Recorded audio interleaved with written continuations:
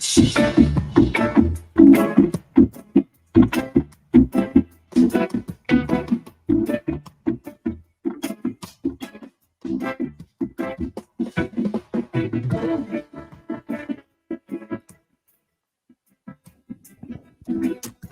once again, everybody. Welcome to Soccer's Overtime, your weekly look inside the San Diego Sockers and the Major Arena Soccer League. Alongside Tony Sanchez, Greg Elston, back with you. Do I hear Bobby Cressy in the back? Bobby, where'd you go? Where are you? Oh, he's there. It's okay, man. It's okay. It's all good. We are back together. We are here. We are live on Twitch, ready for another tight hour with you for season 6, episode 2. We're talking about a Tayou trade, a promotional schedule, a roster preview, and so much more. But first, just time to say hello once again, my good friend, Mr. Tony Sanchez. What's happening, Tony? Well, we are here. We are ready to go. Episode 2. Again, it's a great day to talk some San Diego soccer.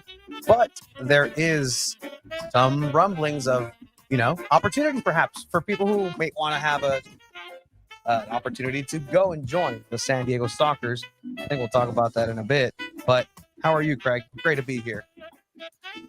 I'm doing very well, thank you. It is always exciting to me to be a part of this great community, to have this back show of record. Soccer. On tonight's show, we're less than 4 weeks away now from the season opener. It is time to get excited. We're going to talk about this season's promotional schedule and theme nights. We'll detail them all. We're going to go through the roster. We'll roll out a robust roster preview, see how the Sockers stack up and how the Sockers will line up. A major trade rocks the MASL that was just announced this afternoon. The King going east. He gone from Empire. The Empire has struck back against the Tayou family, sending them to different parts of the country, scattering them to the south and to the east. We will talk through the latest shakeup in the Empire on MASL News. And last but not least, we have some time at the end of the show to win over some new hearts. We'll show you how the club is trying to turn around some loyal heartbreak. All of that coming up right here on Soccer's Overtime. Very, very big thank you to everybody who is watching live with us on Twitch, twitch.tv/San Diego Sockers. That is our home. That's where we are every Tuesday night at 5 o'clock, back in our regular time. Of course, I say every Tuesday, Tony. We're 50% so far on Tuesdays, but, percentage is going to go up. The consistency is gonna hit a point where people won't even have to think about when the Soccer's Overtime, because I know they don't. The fans here have always been fantastic. They know 5 p.m. Twitch, Soccer's Twitch TV/San Diego Sockers. We also say, hey, if you're one of the folks watching this on our YouTube channel next day, thank you for being here. We absolutely appreciate it. And everybody who remains an audio-only listener, hey, it's cool. It is a TV show now. It's a live show. There's graphics, there's video, during the season, there's highlights. There's all sorts of things to see. Nonetheless, if you're a radio-only listener or podcast listener, thank you nonetheless. Rate and subscribe. Click the follow button if you're on Twitch to make sure that you are locked in for every single one of the times that we go live on San Diego Sockers. All righty, Tony. We got a lot to get to. We're going to try to stick to what we have done last week, which is to keep it to a tight hour here, try to get out at 6 o'clock. No guest once again this week because our players are officially reporting on Monday. So they still technically have the time off. Did I reach out to a few? Yes, of course I did. I reached out to a few. A lot of our guys are just getting back. Just got back yesterday or today from the United Arab Emirates from the WMF World Cup trip. So I guess that's a good place as any to start, Tony. It was vacation time in Dubai. I don't know if you've been following along on Instagram, seeing all of the different stories, whether it was Boris Pardo, whether it was Charlie Gonzalez, the guys from the Mexican national team, Rene Ortiz. I've just been seeing all of these incredible reels and pictures of the spectacular skyscraping architecture of Dubai and the United Arab Emirates, and how clean everything is, and just how sparkling. It's really looked like the boys had a great time waiting for their flight, because they had planned their flight to win the championship. Tip of the cap virtually to Romania, the WMF World Cup champions for 2023. But Mexico and US, as we talked about last week, out in the quarters. So it meant a good solid week of sightseeing, and I'm very excited for them, and more importantly, happy to have them back. Yeah, no, it's really important, especially, you know, in the professional soccer setting. I don't care if it's indoor, outdoor, in between doors. You need that rest. Rest is absolutely crucial, especially at this level. But it's also very good to see that the players for the San Diego Sockers are staying match fit. Right, they wouldn't be involved in a tournament if they didn't have that pedigree right now and still maintain it in order to go and play a tournament. Right. If they got booted out early, you know what? Extra rest time, and it's really good to see the players enjoying themselves. And you know, Monday's coming up, and you know, just like everybody else, Mondays are going to hit, and I'm pretty sure the players are excited to come back here in San Diego and start this new campaign. And I can tell you from what I saw in the remnants of last year, these players are hungry. Everybody is hungry for this season. It's maybe something that the team overall needed. Get some rest, play some games, have some fun, take some pictures, you know, enjoy yourself. But then it's going to be go time here in San Diego for another campaign. And hopefully it ends differently this time around. You know, it's great to see everybody in the chat, Tony, joining us here on Twitch, including Miss What's It, who missed it last week. And there it is, Mr. Brian Farber. Been waiting for this for months, just waiting for the alert on my phone. Yeah, Brian, I almost called you to come on today's show. I wanted to give the veterans a little bit of a break, but we will talk to Brian before the season starts about what could be a very special first game for him. Great to see Susan in the chat as well. Great to see it. So many of our regulars and some new fans. I see some Heat fans from across the country as well in Harrisburg joining us. So all good to see everybody here and joining us live. And once again, you know, we get into that rhythm and that routine of Tuesdays at 5 means soccer's overtime. Couple of quick housekeeping notes, bookkeeping notes for the San Diego Sockers. Tomorrow night is your one and only chance, if you think you've got what it takes to train with the Sockers, to try and get into a roster position for the Sockers. Never going to be tougher than it is this year, but one night only, Bradley Park in San Marcos, 6 to 9 p.m. tomorrow for Sockers tryouts for the 2023 Combine.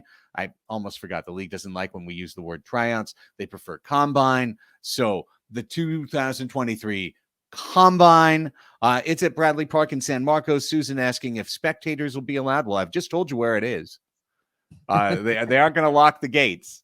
So I'd say yes. I'd say absolutely yes. It is open. If you want to come out and check it out, I'll be there. Our soccer staff will be there. Chiqui Luna will be there to evaluate the players. You know, some of our coaching staff just got back from the UAE. I don't know if Phil will be there or Renee, but I'm expecting, you know, most of the technical staff will be there. And this is the one chance for folks to try out. Now, what are they trying out for? As we mentioned last week, Tony, Sockers 2 is out this year. The club reduced their Sockers 2 program, which is, you know, always a real bummer because it was a great feeding ground, obviously, for a player like Irvin Mojica or Luis Perez. They got their opportunity to play there. They were spotted. That allowed them to move up into the lineup. So that's not there for the Sockers this year, the chance to play in MASL 2. However, the chance to train with the Sockers is really what's up for grabs in this. The opportunity to be signed to a deal where you can come to practice, where you can be part of this club's training sessions on a regular basis. I really think that's what you're trying out for this year, but I'll always hold up a guy like Xavier Snare-Williams, who was somebody who came to a combine and found his way into a position and now has been part of the first team for what'll be his third year coming up this season. So, the opportunity is there, but without Soccer's 2, it's much more of a training opportunity coming up here tomorrow night. Yeah, and I mean, you always want to find that diamond in the rough, and are the odds necessarily in that favor? Not necessarily, but you never know, right? There's a chance that you see the right people at the right time, and you'll go ahead and be that person. I'm not saying there isn't anybody here listening in the chat that might not have what it takes, and if they do, great. This is the opportunity to go ahead and do that. But again, it's really kind of tapping into that. It's unfortunate where with Soccer's 2 not being around, because that was a really good vehicle and a way to not necessarily farm players, but just make sure that the players are ready to go in case they are to be called up. You mentioned Irvin Mojica finding himself a new club. I mean, talking about Pacheco last year for Soccer's 2, also having a great showing there, even getting some minutes for the main team. And this is where it all happens. This is how you start that journey. If you don't have that, that first step, you're never going to know. But again, it's going to be a very interesting opportunity to see who does come out, and interesting to see what San Diego has to offer in those regards. Yeah, this is the toughest team to make in 100%. The league. So sometimes it's even to be seen with an opportunity to maybe get a chance to play somewhere else down the road. Nonetheless, that is coming up. It's tomorrow. And if you do want to sign up, if you're listening, or if you know somebody who wants to sign up, sdsoccers.com/combine. sdsoccers.com/combine. You can show up and sign up as well. Registration opens at 5. They will get started at 6. I will be there at 6. I will take as many pictures as I am obligated to. I might be home by 9. That's just me, though. You should stay and play hard all the way to the end if you want to make the team. I am not going to try to make the team. I have already decided that. They have used me in net on some practices on the road. Now, Mr. Sanchez is far more qualified in this respect than me. Yeah, exactly. Who's saved Shannon McMillan one-handed? Who's going out in the loyal pitch and still just dropping one-handed flying saves? Yeah. I mean, who knows, right? I think I retired from the outdoor game. I don't think I've necessarily retired from the indoor game. So that's my thought process in there. But no, it's absolutely a great time and great content now for San Diego Soccer's fans. Again, we're seeing it here in the chat. They've been waiting. It's like, finally, we get the alert, Mr. Farber as well. But no, it's great to finally start getting those machines running, and the lubricant's going to start coming in, and before we know it, it's going to be mid-season. I like that. I like it. Team assembles, as we mentioned, Monday morning, first training. Training will be mostly at Bradley Park in El Cajon. Once again, it's a public park. There's no guards stationed. So if you ever want to come out, it's usually early in the morning. It's usually 8 a.m. It's cold until the sun starts hitting that field at around 8:45, 9 o'clock. It's pretty cold around there. Bring a jacket if you ever want to. We'll have coverage from training, week to week, of course. And once the players are in, they're in their in-season housing, so on and so forth. We'll have a lot greater access to get some guys on the show, and we'll be getting some guys on the show. Last reminder for now is that our golf tournament is coming up. Season opener is Sunday, December 3rd, but Friday, December 1st is the Soccer's golf tournament, and it'll be at Mount Woodson once again. It's always an incredible time. The players will be there. The staff will be there. It's a 9 a.m. shotgun start. Registration starts at 7:30 a.m. And you can find out a lot more just by simply going to sdsoccers.com/golf, sdsoccers.com/golf. This year's charitable partner is the Reginald J. Phoenix Scholarship Fund.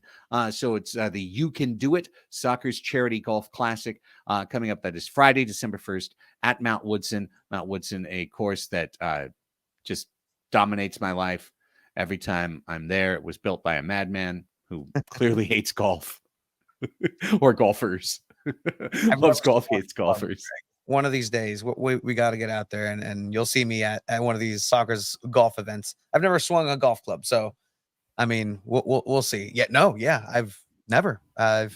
I've been to the Calafino Sublimit Lounge, having all the facilities there, but I don't know. It'll be a challenge, maybe a goal for this upcoming season for myself. All right, good, because I mean we've seen your teaming athleticism Oh, on the absolutely. soccer pitch, so Yeah. I have to assume that some of that hand-eye coordination would lead you to being an absolute monster with the clubs. So I used to play a lot of PGA Tour Tiger Woods for some reason, okay, PlayStation 2. So I know the mechanics. I know what it should look like, but am I ready to toward go the out there? hole. Maybe not yet. Fair enough. Okay. So those are your housekeeping notes. Practice opens on Monday. Tryouts are tomorrow night, 6:00, and golf tournament Friday, December 1st. We'll talk a little bit more next week about some things such as our photo day, our season ticket member party, which is coming up a couple Sundays from now, but we'll talk more about that next week. All right. Next up on the old show, roster preview. Last week we told you who's in, who's out, who's come, who's gone. Welcome back, Joe Hutt. Good to see you once again.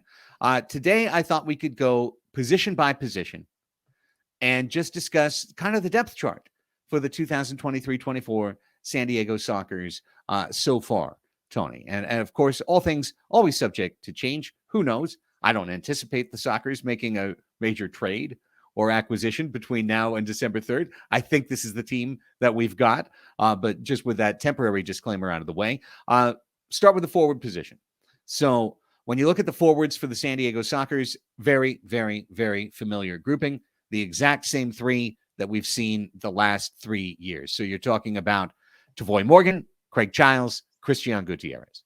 The 1-2-3 for the Sockers, Tavoy kind of the primary 9, Gutierrez, that two-way forward, the defender who can counterattack, Craig Childs, the master of the set piece, the master of the free kick, the captain of the team, the all-time leading scorer, the legend of the club. So Childs, Morgan, Gutierrez, stability at the forward position once again. Absolutely. And you get that diverse play style that San Diego is really known to take advantage of. San Diego is a midfield stacked team. So if you can really put anybody up there, the midfield will adapt to who they have.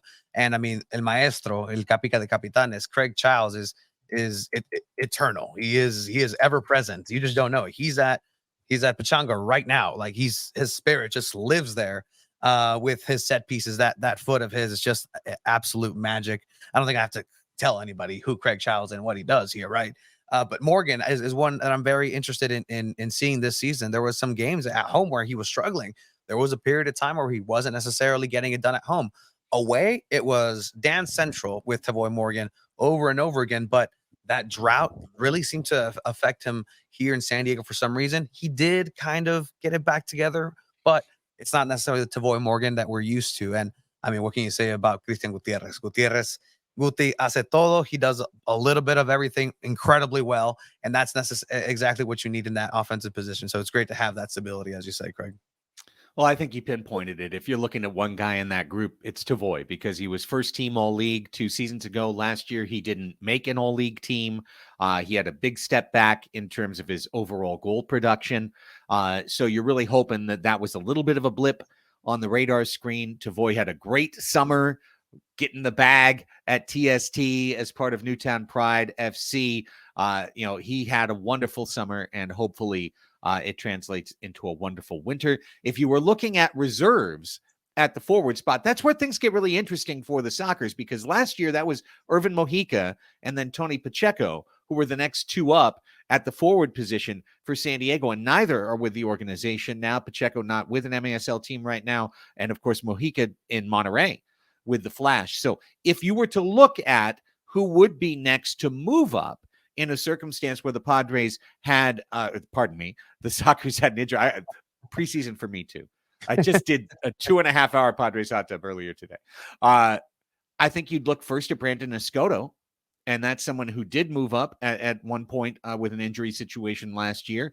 And if need be, you'd go back to Leonardo after that, although Leo doesn't want to play forward, hasn't played forward for the last 3 seasons. But if you had to in a pinch, I think Escoto and Leo would be the next two that you could put out of this 20-person roster up into that forward spot. Yeah, I have to agree there. Just Brandon and his speed and tenacity up up front and the midfield going forward is something that is really it's apparent when he's not on the pitch. And once Escoto goes in, it's that rocket of energy. And yeah, he gets fouled a lot, and if he gets fouled constantly, but that's part of it. If you're involved, you're going to go ahead and have a target on your back. Leo has been playing absolutely out of his mind in the position, and as long as we want to keep him happy, and if we keep that production from Leo in the position that he has been playing, I don't think it'd be necessarily the best to try to ask him to do something else additionally, because again, he's been cemented in this position, just free roaming at times and doing Leo things and absolutely showcasing his Brazilian samba magic. Now you looked at the midfield position, and my goodness, if this isn't maybe the deepest group we've ever had with Sockers, it's kind of an embarrassment of riches. And that's even considering the changing of the guard with all-time greats like Brian Farber, Eddie Velez, going into now more of a passive reserve role. Like I said, we'll talk with Farbs down the road in terms of what we're going to do probably for the first game for Brian this year. But when you think about the guys who are going to be regulars for the Sockers in the mid, you start with Leo, Gabriel Costa, the free agent acquisition from Empire, Brandon Escoto, Charlie Gonzalez, and you could stop there.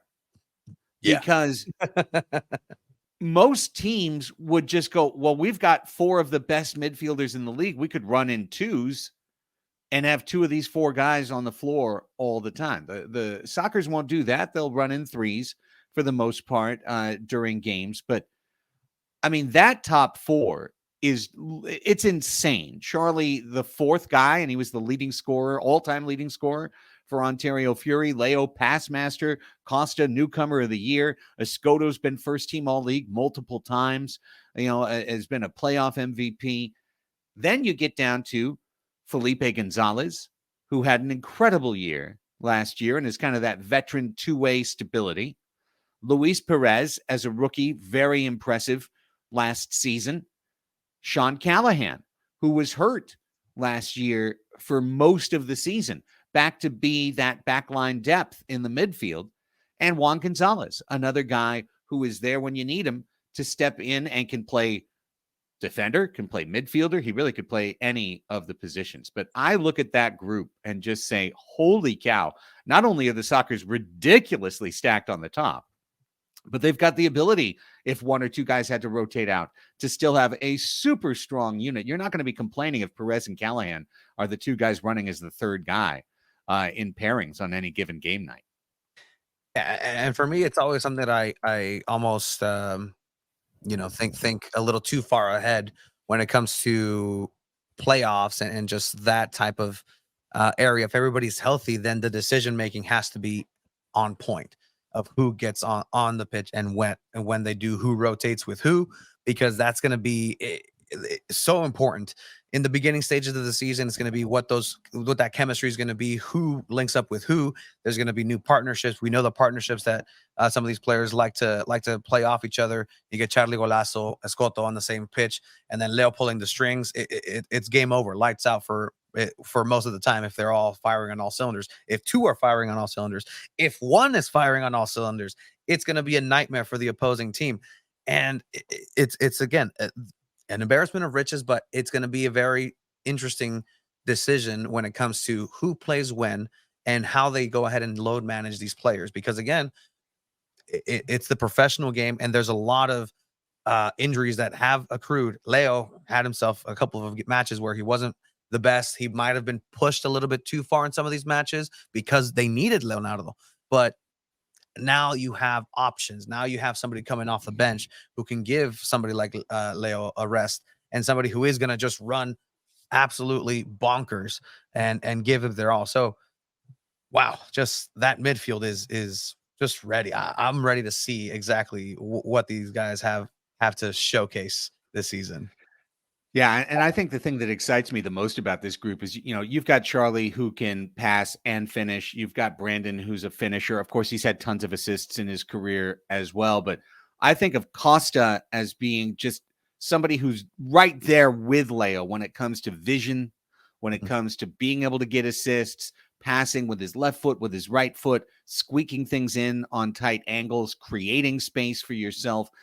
Costa's just at a different level. And he's only in his, that was just his rookie year. He's still growing in to his role in mini football and in football rapido. So I think that is huge because, I saw, for example, in the chat, our man Eddie Trujillo saying Leo has to stay healthy all year. I mean, absolutely. We want Leo to be healthy all year and be pass master.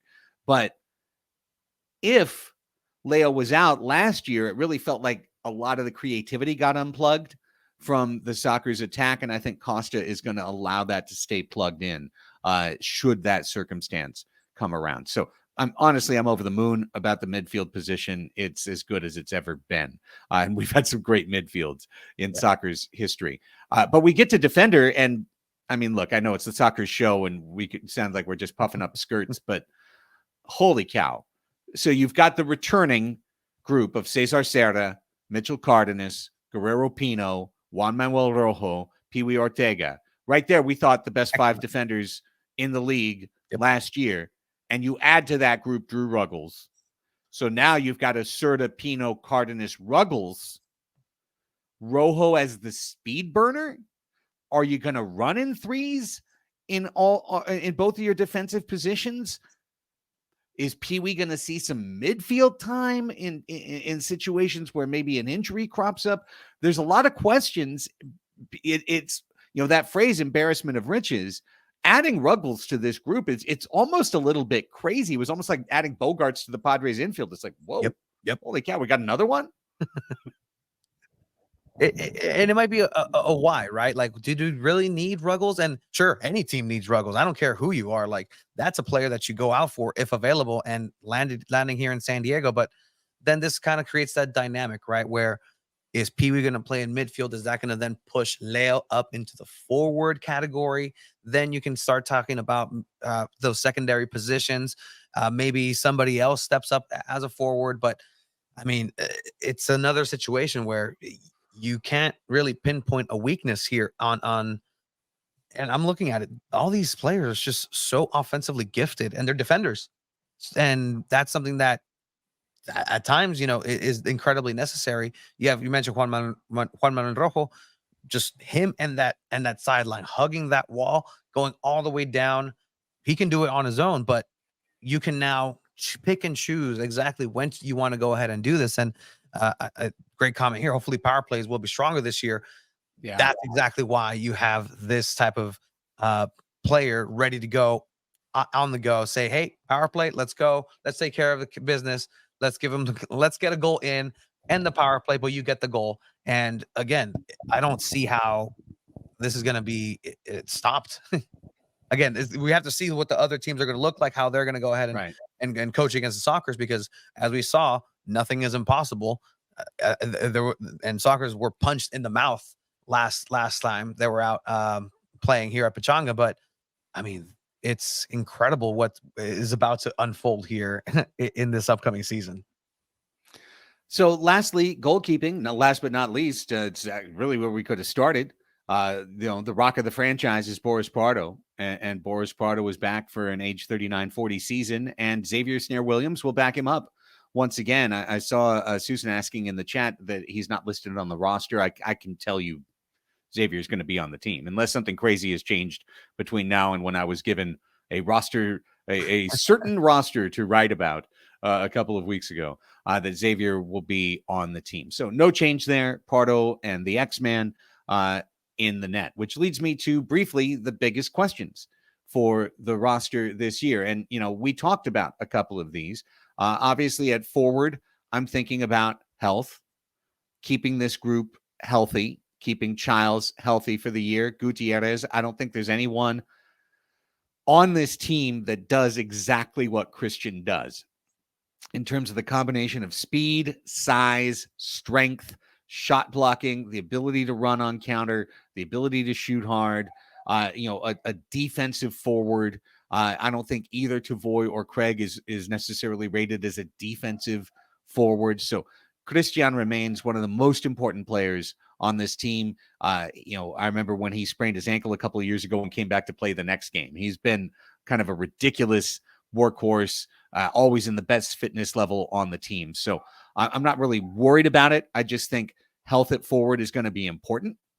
I think playing time in the midfield and the roster decisions that are made in terms of how people play and who plays where is going to be very, very interesting. Who are the pairings that Phil Salvaggio trusts early on?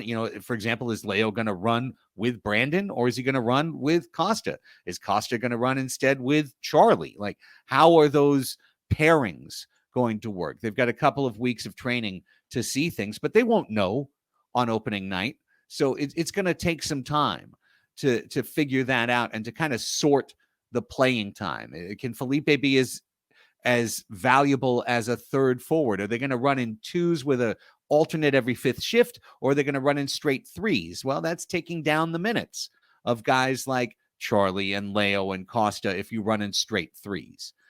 Likewise for defender, right? Normally you see Cardenas and Pino, and that's your on-ball defending tandem, and they run in twos, 30 minutes each. The other side, you'd assume would be Serta, Ruggles, Rojo. Last year it was Serta, Rojo, Pee-wee.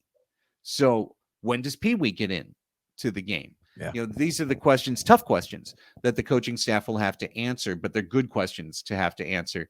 And then the obvious last one to me is goalkeeper workload. And, I've spent enough years going, I'm worried, is this going to be the year? Boris has just been such a stud and a star for this team, and he has shown up to play all the minutes, 2 of the last 3 years. And I'm sure he's ready to play all of the minutes again this year. If there's one sport that has allowed goalkeepers to play at a high level to an advanced age, it is absolutely the sport of indoor soccer, from Slobo Lieski to Danny Waltman I could go through the list, to Boris Pardo. So to Van Zelen as well, and to Pardo. So the question I'll ask is this going to be the year that we see something akin to load maintenance at the keeper position? Last year, the only time X started was the game after they clinched the Shield.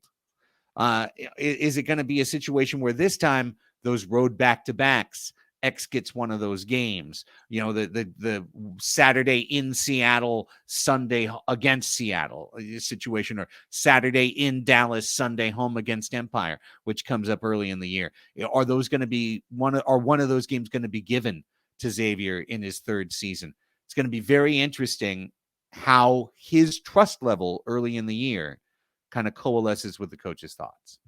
Yeah, and then you've had X here for a couple years now, and he played Soccers too as well. And to be completely honest, that the time that he gets in the first team is incredibly valuable for his development, because if he doesn't get those reps with the first team in real-time minutes, then you can't really expect him to be ready whenever you do need him. So I think if early on you set the precedent in the season to say, hey, we're going to give X a couple more games, let's go ahead and give him some minutes here in important times, because what ends up happening is Boris Pardo is just so amazing, and it's an anomaly of a human being in a goalkeeping position to be able to do what he does at his age and so well that he ended up bailing out the Soccers at times, where it seemed like the Soccers needed to really find that, again, I was mentioning the chemistry and find themselves in the play style and really get things going and get match fit. Because they can just turn it on sometimes and say, okay, we're going to decide to win this game, but they're not figuring themselves out yet.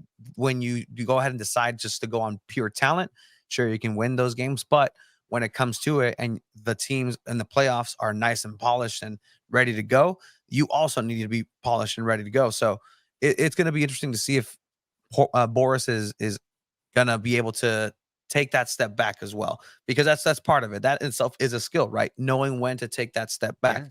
Yes. And it's difficult, because if you can do it, why not? But on the other side, then you're stifling the development of X in a way where, because there's no Soccers too, then there's no real-time game minutes being played there. And honestly, unless there's a crazy need to have him break some sort of minutes record or games consecutive record, then I don't see him, Boris Pardo, necessarily needing to take every single minute, every single game. Let X grow a little bit. But again, that's why there's coaches who get paid to do this, Craig. So we can always speculate, and I really hope that is the best for everybody. And if X steps up, then great. And if Boris is able to just keep being that absolute Iron Man, then I'm here for it too. Look, all I can say is that 4 years ago, Boris Prado was backed up by Chuy Molina near the end of his career. And I think I spent the whole season saying they need to give Boris a couple more games off. They need to be careful. They need to make sure that they don't burn this guy out. 2 years ago, when it was X's rookie season and he had never played indoors and he had just come from a combine to be on the team and there was no veteran backup, I was saying the same thing. Like, well, what's going to happen? What's going to happen if Boris gets hurt? What's going to happen if something, happens to Boris? And I can just tell you one thing, Tony. Nobody hates me saying this stuff more than Boris Pardo. Like, he just wants to play every game, every minute. He doesn't think of things that way. He doesn't think about injury. He doesn't think about workload. He doesn't think about fatigue. At least he hasn't. Throughout his soccer's tenure, it's always been like, dude, shut up, I'll play. Like, this is what are you trying to give away my position? Like, this is my position. And I get it. This is, Boris at some point will stop being the soccer's keeper and he'll retire and then he'll be done playing sports. So, in a league like this, you want to play as long as you can, as much as you can, because especially seeing as he's still the best keeper in the league. One of the best keepers in the world. So again, I'm not trying to retire you, Boris. I'm not trying to clip your wings in any way. I just want to make sure that in the playoffs, he's 100% fit as a fiddle, fresh as a daisy, ready to go, because I want another ring, man. Like, this team needs to win the ring this year. I can't even believe the collection of talent that the Sockers have. They came up one step short last year. This is the year to get it back. Yeah, absolutely. And again, it's no slight on Boris at all. Like, no, please, it's your job. You're going to keep it. But again, we want to make sure that it's for the greater good. And if that means getting some games back, sure. If it doesn't, sure. You know what? He's earned whatever is going to happen. And I think at the end of the day, it's just a matter of like you said, the best position that the Sockers have put themselves to be healthy at the end of the season to get that ring. I was part of the Sockers last season, Craig. I'm pretty upset that it didn't happen. You didn't get a ring. I know. I'm so sorry. But you were there. You called the goal. You saw it. Popper went into the net. I mean, you had to announce it just like me. Yep. And I had to announce it in Spanish. Popper, golazo! But with one of these just faces of, golazo, oh my God. Chihuahua, ha hecho lo imposible. Damn. Oh, man. Susan says in the chat, Shield is nice, but Cup is better. And it's true. I mean, it's true. The Sockers always want to win the Shield because that means that the playoffs run through your home. Mm-hmm. But didn't work last year.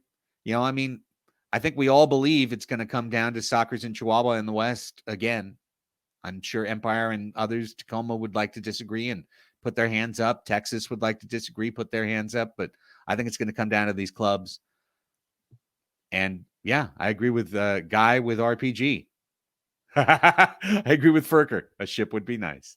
A ship would be very, very nice. Okay, let's jam through the promotional schedule. We alluded to it last week. I said I would go through it in detail this week. So the details are forthcoming. Here we go. Opening night, Sunday, December 3rd. Schedule T-shirt night.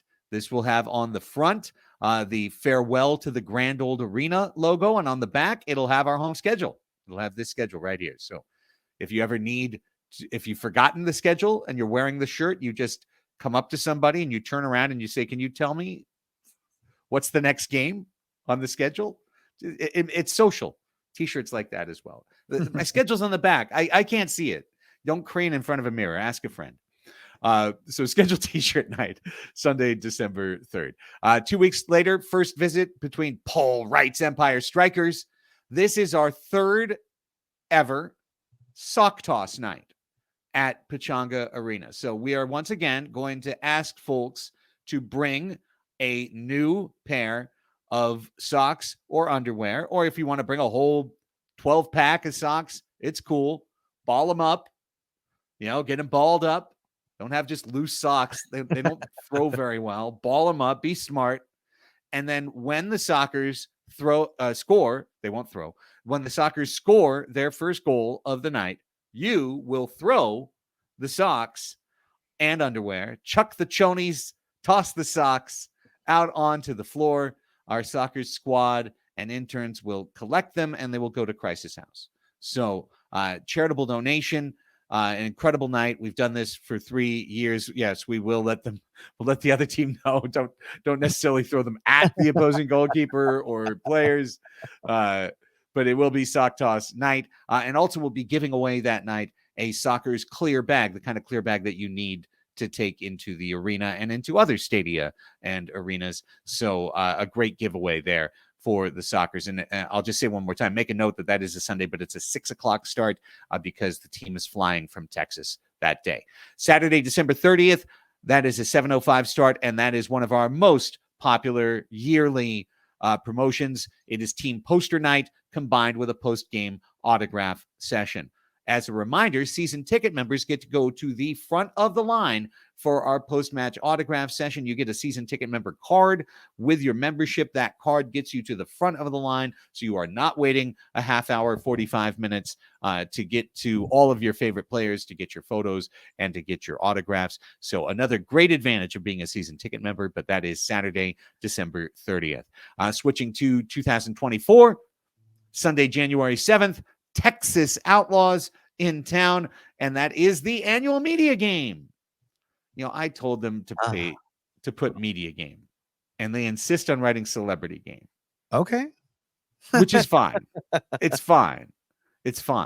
But I don't know. The host of American Idol won't be there. Look, Cabana Boy Jeff is a celebrity in his own right on that hallowed grounds of Sports Arena, Pechanga Arena. It is a treat. It is worth ticket of admission just to see him play. And that's from the most not so humble person that has been involved in this matchup. I'm wearing the jersey from which one is this one? Last year's jersey. I have the year before that, and I'm training, and I think that's going to be my training regimen, Craig, is running up and down those stairs just to make sure I make it up and get that conditioning. Whatever happens on the pitch is what's going to happen on the pitch, but I need to get back into the booth. So I'll make sure to do that if I'm allowed to play. Yes. Oh, you're allowed to play. Okay. I once played in a year that I was announcing. I was terrible. I shouldn't have done it. It was a terrible idea. But I did do that. I'd actually very excited to get out there. See that again. Is it online? Because I'll find Yes, it. we're gonna stream. I'll stay up there and I'll announce the game. Usually I go take a walk during halftime, but for you, I'll stay. That you play. Maybe Chiva can come too. Maybe Chiva and I will announce the game that night. Chiva has a vendetta against scoring against me because he thought he had lost his chance to ever score on me in Pechanga Arena. This now being the last one more season, I think he is out for vengeance. So we'll see. Well, we'll see. I've actually got an idea to get Chiva involved in the broadcast, by the way. Ask me about that later. Ooh. Yeah. Ooh, hey. Okay, moving on. Sunday, January 14th. First thing I want to say, it's Savage Night. Okay. Chihuahua in town. We got to get serious. This is where we got to get big time serious. It's Kick Cancer Night. We're going to have a lot of local charitable groups, involved with cancer out from American Cancer Society, et cetera, so on and so forth, out on the concourse. More details to come on that. But the giveaway that night is a very, I've even seen the mock-up for it. It's a very dashing Soccer's belt bag. Now, when I was a kid growing up, they were called fanny packs. And that used to be a thing. I was wondering what it was. But these days, when you see them the Louis Vuitton ones that the NBA players will bring into a game, they are belt bags, although some will call them man purses or merces. Absolutely. But that's what we're talking about. A very fashionable Soccer's belt bag / fanny pack / merce. that will be available for you. I like Yes, that. Foz. Yeah. I still call it a fanny pack, but nonetheless, one of those available for you Sunday, January 14th. Love that. Saturday, January 27th, very special night every year, yearly tradition, alumni night, right in the halfway point of the season, alumni night, annual alumni halftime game, everybody out. And again, if you missed it last week, we did announce every one of our matches, 12 matches in the regular season, 12 championships the Sockers have won with the sports arena as their primary home. Every single time we will have a first kick celebrating chronologically those 12 championships for the Sockers, but it all comes together on January 27th for Alumni Night. Thursday, February 15th, I'm starting to get more and more excited for this night. It's our only midweek night game, home game of the season, Tony. It's San Diego Sports Night, free parking that night. The Sockers will debut their third kit that night. Season ticket members will see it first a couple of Sundays from now. We'll reveal it the following Tuesday here on the show. Everyone is going to love this. I guarantee you everyone is going to love this kit. But we are already talking to our local soccer clubs, our local San Diego pro sports teams to make this a big night. Our friends at SDFC have indicated that they would love to be a part of this wave as well. So definitely excited for a night to celebrate our local San Diego sports clubs when the Texas Outlaws come to town. Sunday, February 25th is the Comets, and it's country night. I think they're going to do like line dancing on the floor and all of this, but also they're going to have a Sockers branded cowboy hat. All right. Cowboy, I mean, about that one. Cowboy's going to be excited. Cowboy Salazar will be very, very excited. And, you know, I guess we'll have our cowboy hats as well. We can wear them on the air. And, you know, our stirrups and bolo ties. I mean, I would have to buy all of these things. I want to be clear. Really? I don't have a cowboy hat. I don't have cowboy boots. I don't have stirrups. I certainly don't have chaps. At least none that I'm willing to tell you about on this show. Oh, okay. And overtime after dark. Soccer's overtime after dark. Love it. Yeah, my only Sockers account will we'll let you know about that. So, anyways, country night on Sunday, February 25th. Enough said. Then we get to March. Another one of our very most popular nights every year, Friday, March 1st, is Star Wars night. We'll reveal those upcoming kits on the show live on a later day.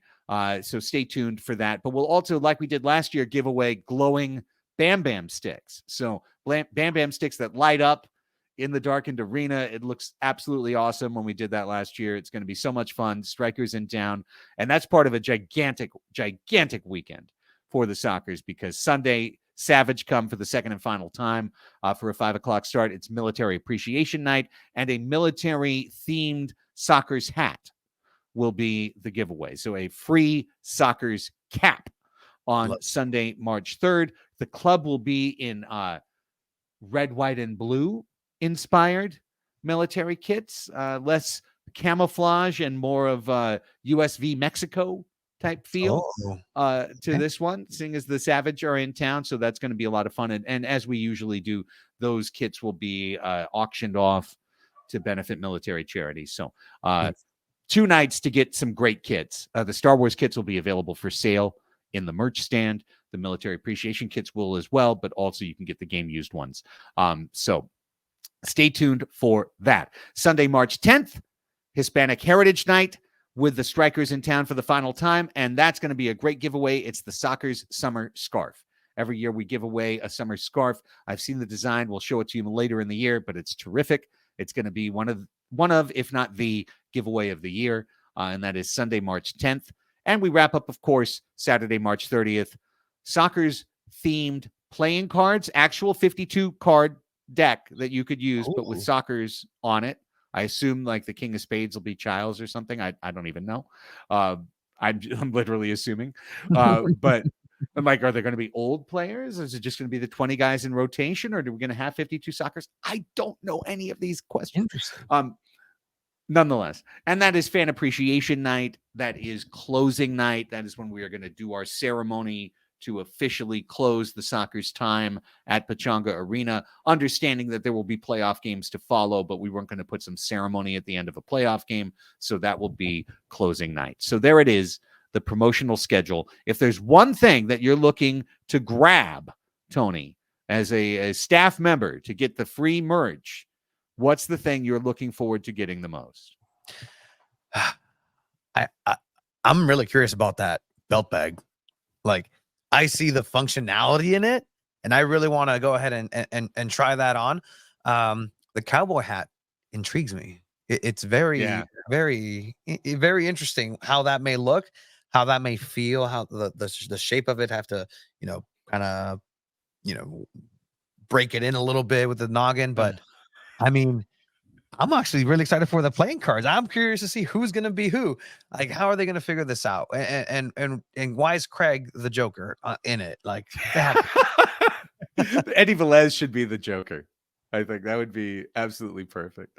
Yeah, it's a great promotional schedule. I see a lot of cool folks asking. Joe had asked any autograph nights. Well, the team poster night in December is an autograph night, and also fan appreciation night is also always a post-game autograph night. So we'll have at least two during the regular season, and those are the two ones. Yeah, I agree. Hell of a promo schedule. Great job, Sockers. I'm very excited. All right, we try to keep it to a tight hour. We're probably going to just miss, but now's time for the scuttlebutt. Now it's time for the thing that probably you've been waiting for a little bit, but maybe you haven't heard this. Maybe y'all haven't heard this yet, in which case I am now breaking news. Breaking news. I'm just reading someone's press release. Yeah, do you? Let me hear it. Boom. Perfect. Frank Tayou is no longer an Empire striker. What? Wow. What? Frank Tayou has been traded to Utica City FC. About as far as you can go. Done. Wow. The king, the 4-time MVP, Frank Tayou, the league's all-time leading scorer, the first player to get 400 points in the MASL. Frank Tayou is now forward for Utica City FC. He is a member of the city. The Strikers sent out a press release earlier today. I'm just pulling it up on my Soccer's email announcing the trade. It is Frank Tayou, and this is a trade. This is not a signing. Frank Tayou traded to Utica. In exchange, the Strikers received defender Stefan Mijatovic and midfielder Quentin Swift. So Mijatovic, now a striker. Swift, a striker. Tayou is a member of City. And as some folks were mentioning in chat, we already mentioned last week, Uzi Tayou is signed in Texas. So it does appear that the Tayou brothers will be separated for only the second time in their indoor soccer career. There was one year when I believe it was Uzi in Baltimore and it was Frank down in Sonora. But Mijatovic, but I see, Empire might go winless this year. I disagree. Just right off the top, I disagree with that. Stefan Mijatovic, when he came to Utica last year, that team went from down and out to all the way into the playoffs to a knockout game at home with a chance to make it to the final. Yeah. And Baltimore, squeaked past them to get to the final, but Utica was this close to making the final. And the biggest thing that changed for that team was at midseason, Stefan Mijatovic came to the team. He's got a powerful shot from the outside. He's a physical defender. He is someone who's got a little bit of speed. He is a player with a lot of bite to him. You might remember when he ripped out someone's dread last year in a game and got suspended. I mean, I'm not advocating that or saying that was good behavior on his part. Nonetheless, was it Drew's dreads? I hope not. But he's a good player. Quentin Swift, I don't think has been a star in Utica. He is a younger player, 28 years old. Mijatovic, 27 years old. The Strikers made the point of noting their age in the first paragraph of their release today. This after Paul Wright had a story on MASL Soccer earlier this week saying how he wanted the team to get younger, and even at maybe the expense of some established players. And clearly he was talking about Frank Tayou.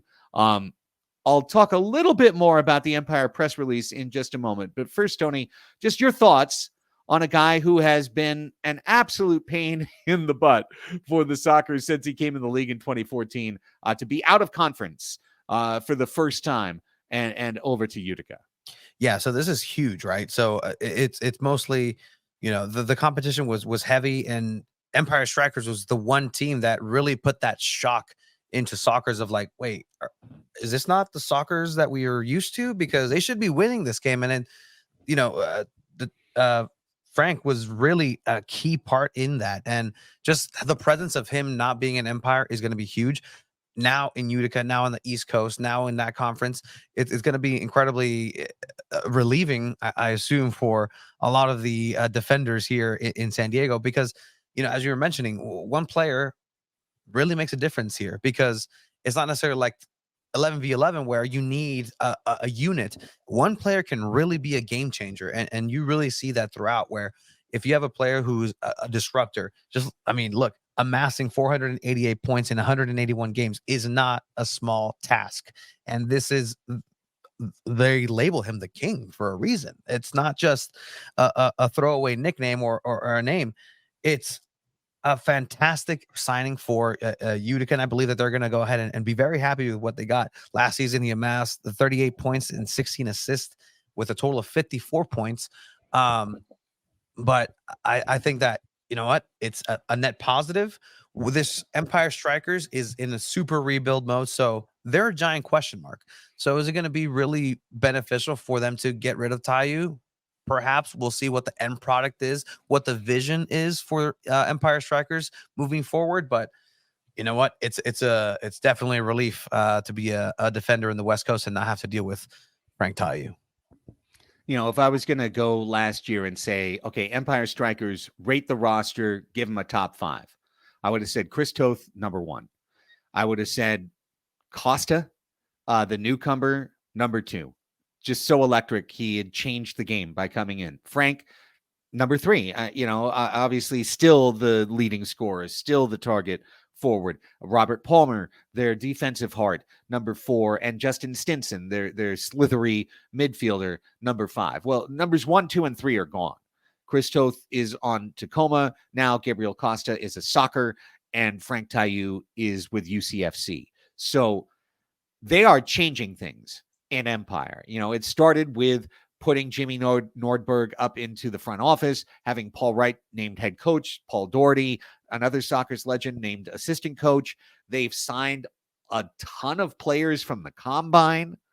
Now they make this trade and they bring in 2 other players that they're noting the age in Mijatovic and Swift. So clearly Paul, who runs a company called Speed to Burn and is a speed fitness coach, he wants a team that's going to be young, that's going to be fast, that's going to be under his control, under his guidance, his leadership. I think about a kid, and I'll tell you right now, he's on my radar for this year for Empire, Abdul Mansoure. Abdul Mansoure was beating the Sockers in speed rushes 2 years ago as a raw rookie in the finals, like flying up the floor and scoring a goal in the knockout game.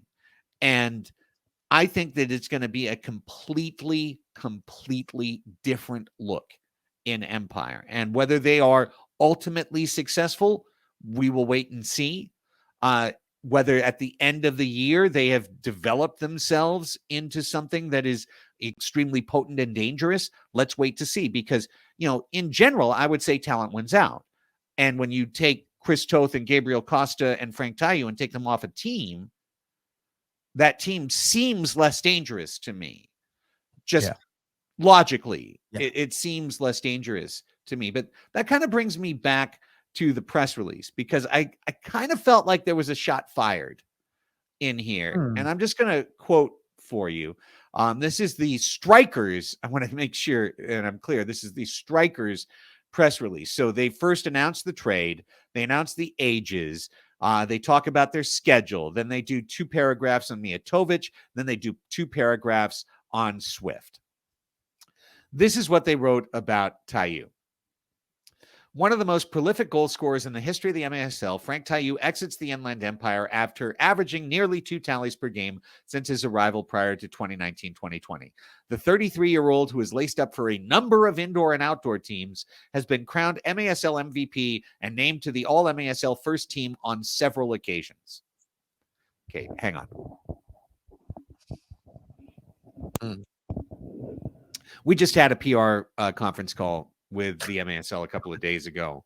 And I was pretty quiet there. And I know I'm mostly noisy on my own show. And look, much respect to the folks at Empire trying to do a job. That is not the way to write a press release. That is not a way to write about the all-time leading scorer in the league. You don't say he's won several. A couple. He's a 4-time MASL MVP who has scored 488 points. You put the numbers in the release. You don't say, well, he did some things sometimes. That's disrespectful to any professional, no matter what. You know what? If it was a kid we're going to talk about in a minute, Jason Payne, and he scored 3 points in his MASL career, you write that in the release. Yeah. Well, he played a few games and did pretty good. Yeah. Is the level of professionalism that is. And that's not good enough. So, okay. Timeout over. Sorry. No, you're good. You're good. It makes sense. It makes sense. They know exactly what the numbers are. They just want to just downplay it where it's incredibly unnecessary to do so. That really bothered me for Frank. Frank's been a rival of this club for a decade. Frank's been a thorn in our side. Frank literally eliminated the Sockers like in 4 different semifinals along the way. He hasn't lately. He might not be what he was when he was 27. He's still one of the greatest players in the league, and you should put respect on his name when you trade him. When you trade him, you should put respect on his name. But that's not where the press release stopped. It then went to a Jimmy Nordberg quote. Jimmy, who is now the executive vice president. And first he started with the quote that just should have ended the release. Frank was a key part of our offense during his 4 seasons with the club. We are grateful for his contributions and wish him all the best going forward. Done and dusted. That's still a little bit of a shot because it just says he contributed to our offense. It's like, that's all he did. I get it. I get it. He's not a defensive player. I get that. He is the all-time leading goal scorer and point scorer, but he's not a defensive player. James Harden isn't praised for his defense either. NBA. But listen to this, okay? Quoting from the press release. Nordberg continued, quote, "The decision to bring in Stefan Mijatovic and Quentin Swift at the expense of such a household name has been very much strategic. As we continue to overhaul our roster, it's crucial that we add players who can make a positive impact both on the turf and in the locker room. Stefan and Quentin have not only shown impressive athleticism and in-game intelligence, they're also the kind of guys that others want to be around and fight for. We can't wait to see how they integrate into the team." Who are they trying to convince? Shots fired. Like, what? Why? There seems like they're trying to convince themselves and justify trading a household name in order to whatever their mission is now from here on out. But that's one press release. That was all in one press release. Like, how is there that's trip ups? I would describe that as bussing Frank Tayou, meaning tossing him under the bus. We want players that other guys are going to want to fight for. Yeah. This was a strategic decision to get rid of Frank Tayou. And I saw people writing in our chat, oh, they'll be better off without Tayou, or it'll be addition by subtraction to get rid of Tayou. And look, the stats will tell the story at the end of the year. If the Strikers are the most dangerous team in the league, if they are the team that is giving everybody trouble in the league, and if Utica weighs down, and Frank doesn't help them, that's okay. Then you've made your point. But I think you need to make your point on the field. I really do. And I thought that was look, I just think it's a cheap shot. You're the guys who signed Frank Tayou and re-signed him. So Yeah. like, if you didn't like that, you didn't need to re-sign him last year. You did. So like, I write press releases. Like I actually do that. I write the press releases for this team. And if we had a guy who was an absolute flippin' malcontent, the only way I would put such a quote in is if I was literally commanded to by my owner or by my boss. And then I would tell them how wrong they were. Privately, I would tell them how wrong they were to do that, and that it's not to the level of a classy organization.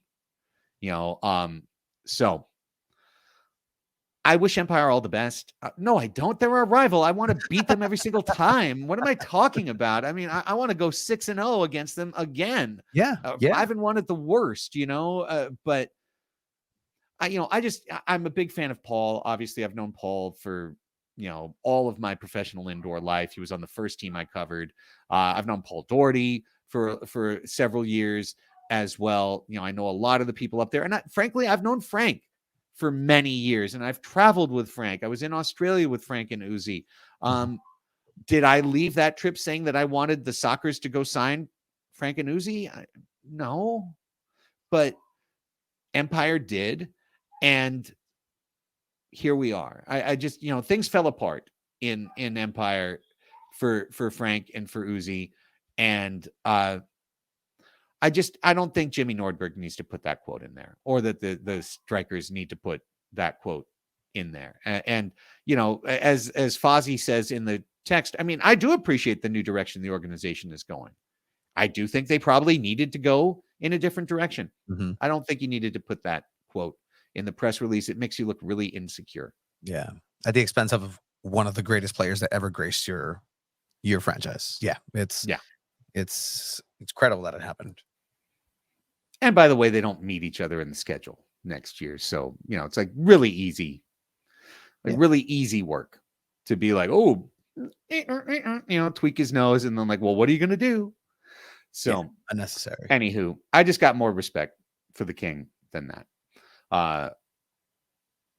People brought up King's Cup in the chat. Like I was, I volunteered for Frank at King's Cup. I went up to Upland to be a part of that because he asked me to. He cares about the game. Like Frank Tayou cares about the game of indoor deeply. Whatever I've thought of him as a player or a teammate or whatever, like he's never been on our team. I just respect him a lot more than Empire clearly did. So bummer there. Hey, big shout out to another old friend who's on the move, Jason Payne, ex of Sockers 2, announced today on his Instagram that he has signed in St. Louis and will be a member of the Ambush. He'll be back on January 27th here when the Ambush come to town. Jason, one of those great guys. Honestly, John Green is crying right now, our director of community, because whenever he needed a soccer to show up for a community appearance, man, Jason Payne and Xavier Snare Williams were his 1-2 go-to guys, and they would be there every single time. Jason is just an amazing dude. And, real talk, he was never going to get a chance to play a regular shift for the Sockers. So getting a chance to play elsewhere in the league, I'm really happy to see that. I've kind of always wanted to see that, the guys who are constant training players in San Diego to get a chance to play somewhere else. So big ups to Jason Payne. I hope he has a great year. I hope he's super successful. January 27th, maybe partially excluded. And, just really cool to see somebody kind of break out of that mold of, look, I'm just working in San Diego and I'll train with the team and I'll just be cool with that. Sockers 2 is gone, and he goes on and he plies his trade in the bigs. So big ups to Jason. Bummer that some of our depth is going out the door. One of my favorite calls for Sockers 2 was when he would score, especially against there was a game with against Turlock, and their train themed, I guess, Cal Express. But I would say that everybody's experiencing the pain train right now, and just one of those things where I'm like, man, I can't wait for him to be a Sockers mainstay to go ahead and take that to the big leagues. But the pain train has taken off for St. Louis. So shout out to him. Unfortunately, Pain Train will not be used in St. Louis because they have Joey Zanaboni as their announcer. So it'll be something about a taxidermist and a red lobster and a grease machine and a freaking dolphin or something. I mean, did I see that they finished first in the West and then got bounced in the first round of MLS Cup, St. Louis? Yes, against KC. LOLZ is what I have to say about that. Okay, last thing is last, but best thing last. We did not make the tight hour today. Nonetheless, you're going to enjoy this, I guarantee. So, as you know, one of the things, or as you may or may not know, since I've been back for the last few weeks, I'm back on our soccer's social media, which means that I'm popping open the X, I'm popping open the Instagram, I'm checking, I'm making sure what's going on. And today, our buddy Travis Peterson, I got a shout out to him because I would not have seen this particular clip on X, but Travis had responded to it and said, "Hey, I'll give you a ticket to a soccer's match." But this is the, I think, 4-year-old son of a very loyal family that supported San Diego Loyal. And this kid absolutely loved the Loyal. His name is Anakin. And ever since the Loyal lost in the playoffs a couple Sundays back, he's been crying every day about the Loyal being gone. So I saw this video today on X. What's wrong, sir? I wanted a nice ice cold tea, but I guess I have hot tea. Players are gone. And I really loved them. You can still love them, and we can still follow them. And they're not all gone yet. I know some people are still seeing some of them around town. Maybe we'll see one of them around town soon. Would that make you happy? Probably not. Probably.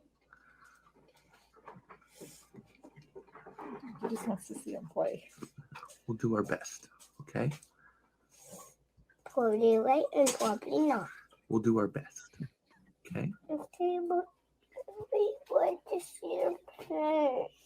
Oh, I know. We'll see them play soon, okay? There's no games right now anyway. I love you. Love you.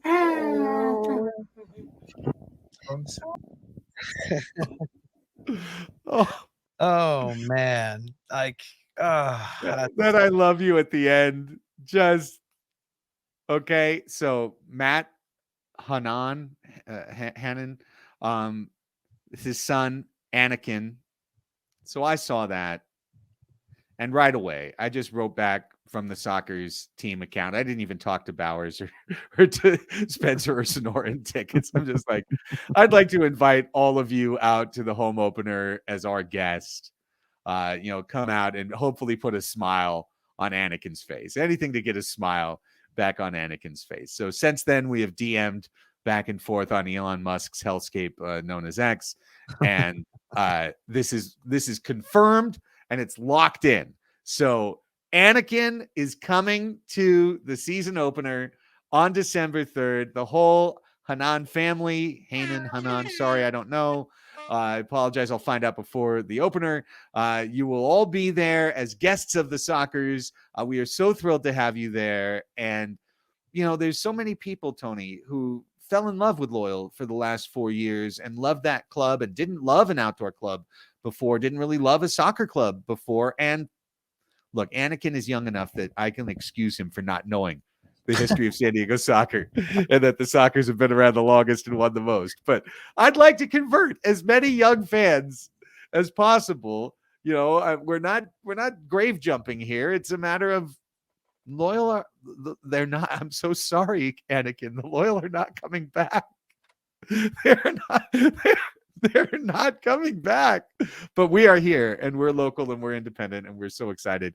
So just really excited to have Matt and Anakin and the whole Hanan family out with us on December 3rd. And I just wanted to share that. And yeah, Chemo asking, will Anakin be there for Star Wars night?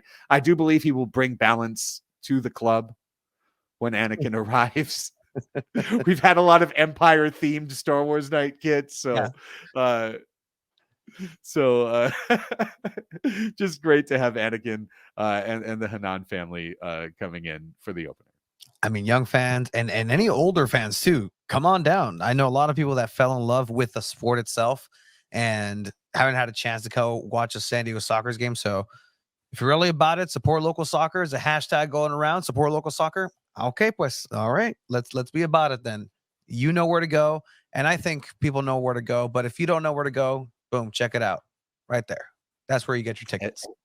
That's it. SDSoccers.com/tickets. Remember, group rates available. The chance to have your group fundraise with Soccer's Tickets, selling tickets and getting money right back to your group, to your Boy Scout group, Girl Scout group, all the way down the line. Soccer club, youth club. All of these opportunities are available.